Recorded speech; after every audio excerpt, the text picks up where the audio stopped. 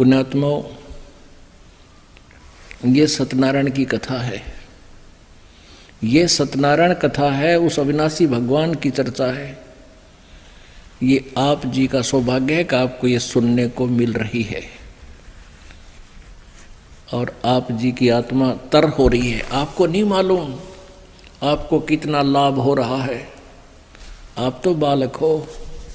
आपको बार बार यहाँ बुलाया जाता है इसलिए कि आपको जो भी कोई महीने 15 दिन 10 दिन में फिर लौट कर आओगा, तब तक आपकी आत्मा को तृप्त कर दें।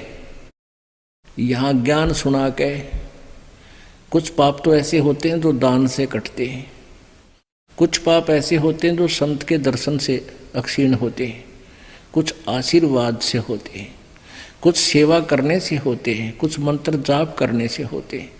तो यहाँ सब प्रकार के आपसे क्रियाएं करवाई जाती हैं।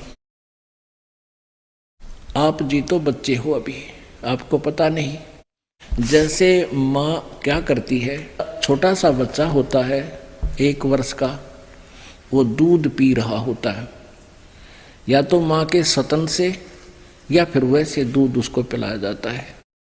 तो वो बच्चा खेल में इतना व्यस्त हो जाता है, दूध पीना भी भूल जाता है।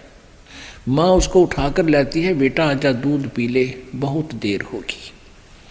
तो वो दूध पीता है। अब दूध पीते पीते भी यूँ सोचता है कभी छोड़कर माँ छोड़र में बाजू खेलूँ बाहर जाकर। तो वो ऐसे ही प्रोसीजर चलता रहता है। वो कभी आप भी आ जाता है दूध पीने, मुझे माँ दूध पिला, तो माता दूध पिला देती है। और दूध पीते ही वो फिर भागने की सोचता है कि वहाँ खेलूँगा, मेरा मित्र वहाँ बैठा है, ऐसे ऐसे वो बाहर भाग लेता है। लेकिन उस माँ को पता है, बच्चे को ज्ञान नहीं है, उसको तो भूख सी लगती है इसलिए आ जाता है। माँ को पता है कि तेरा बच्चा दूध पी रहा है, स्वस्थ है, और ये इससे इसके शरीर में वृद्धि हो रही है। तो इसी प्रकार आप जी को यहाँ हम बुलाते हैं और दूध पिलाते हैं आपको ये। और आप यहाँ बैठे बैठे भी कुछ तो इसे सोचे हैं कि सुबह वैसे जाना है, वहाँ जाएंगे, ऐसा करेंगे। तो आप तो वो खेल खेलने जा रहे हो, और कोई बात नहीं, वो भी खेलते रहो, लेकिन यहाँ आकर दूध पान अवश्य करते रहो।